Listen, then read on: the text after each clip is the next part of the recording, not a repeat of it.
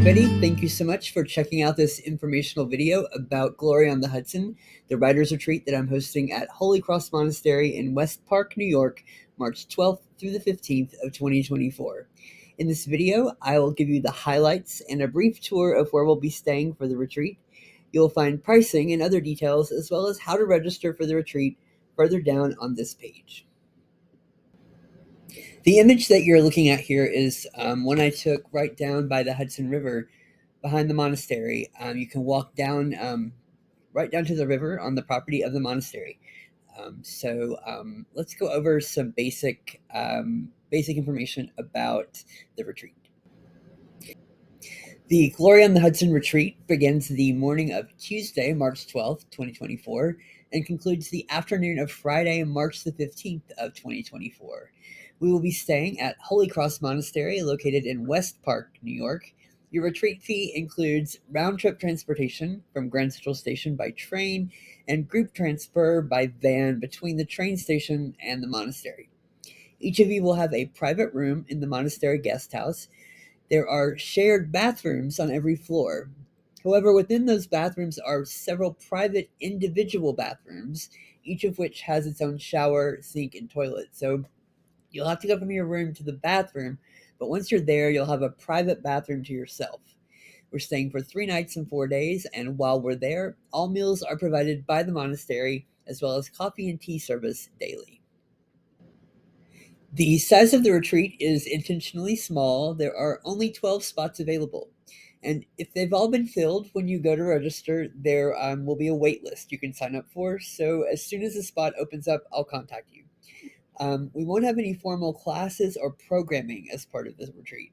This is both to keep the costs at a minimum, as well as to keep the focus on getting your writing done.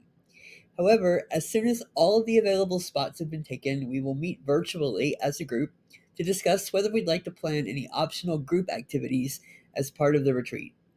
We could do some informal workshopping, which some might find useful. Also, I thought it would be really cool to do readings and spread those out throughout the time of the retreat. Since unlike at Heinemann, here we would each have the chance to read a significant portion of our writing.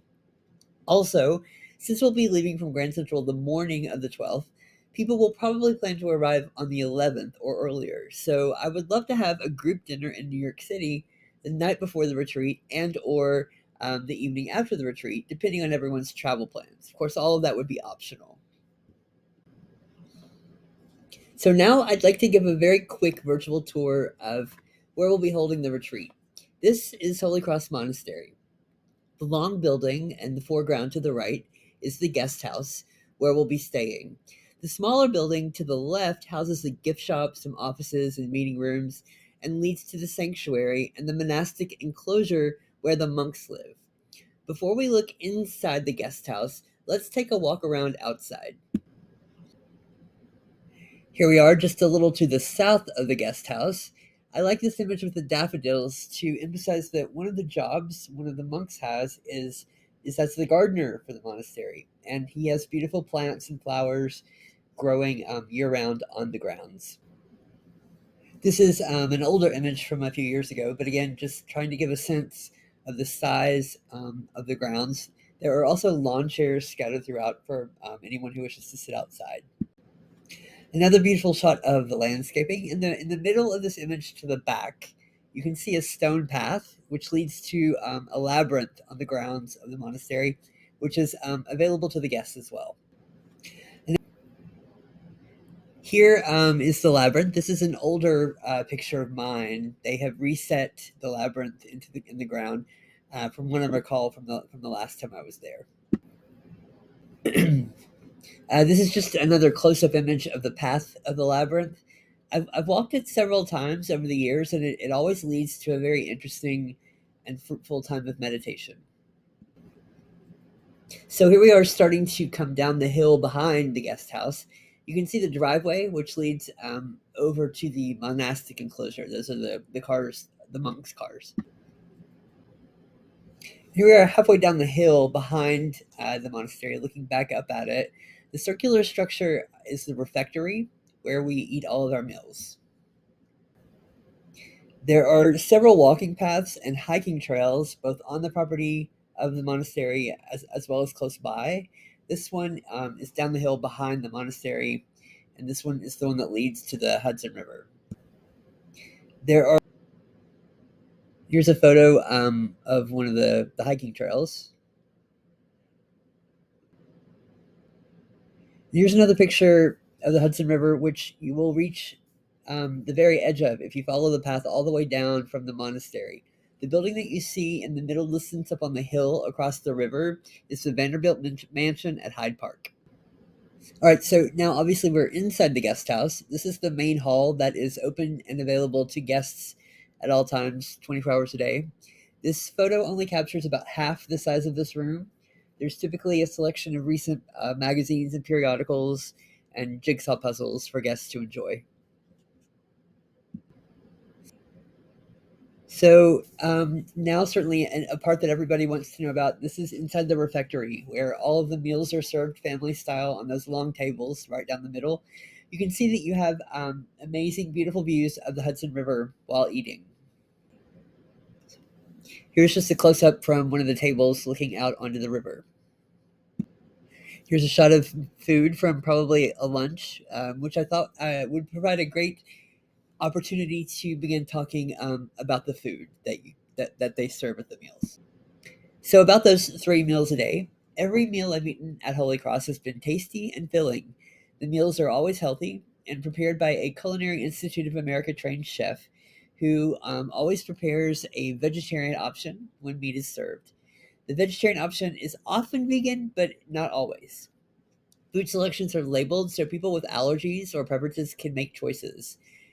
Please let me know as soon as possible if you are allergic to wheat, dairy, eggs, soy, shellfish, fish, tree nuts, or peanuts, so that I can inform the monastery well in advance. They are not able to accommodate food preferences or allergies beyond those 8 listed. So if your dietary needs go beyond that, you'll need to bring your own food to supplement the food provided. There is a refrigerator near the refectory for guests who wish to bring their own food. And also, coffee, tea, and fresh fruit are available throughout the day. So here we are inside a guest room. The rooms in the guest house were all former monk cells, as the guest house was actually the original monastery building. The furnishings are modest but in good condition and comfortable. Your room will have a single bed, dresser, desk, and lamps. They also provide an alarm clock, pillow, linens, and blankets. The monastery has renovated each floor's group bathroom into private sections that each include a sink, toilet, and shower. There are a limited number of rooms that have 2 beds in them. Um, so you'll need to request that when you're registering, and make sure that I know that that's what you're trying to do, 2 people in one room, um, so that I can communicate with the monastery to see if they actually do still have a room with 2 beds available during. Here's an image of another guest room. You also see a sink in this room, which is not typical, unless this is something they've added since I was there last. But it isn't listed that way on the website. So do not assume that your guest room will have a sink. This photo is of one corner of one of the several large meeting rooms on each floor, which will be available to for use for our group for any group activities that we decide to have. They're quite large. Can't really tell from this picture, but they're quite large um, rooms that take up the whole side of one of each side of the building on each floor. Back outside, on the back side of the building, I just wanted to point out this area, which is a cloister, um, which has quite a lot of outdoor seating for anyone who wants to sit outdoors if it's warm enough. There's several benches, and you can't see because it goes around the corner, but also several rocking chairs, large and comfortable rocking chairs. So lots of outdoor seating if it's warm enough as well. And that concludes our virtual tour and the highlights video about the retreat. Please read the information on the rest of this page for more specific details and information about pricing and registration. If you have additional questions that I haven't answered, and that affect your decision to register, please contact me as soon as possible. Thank you again, and I hope to see you in March.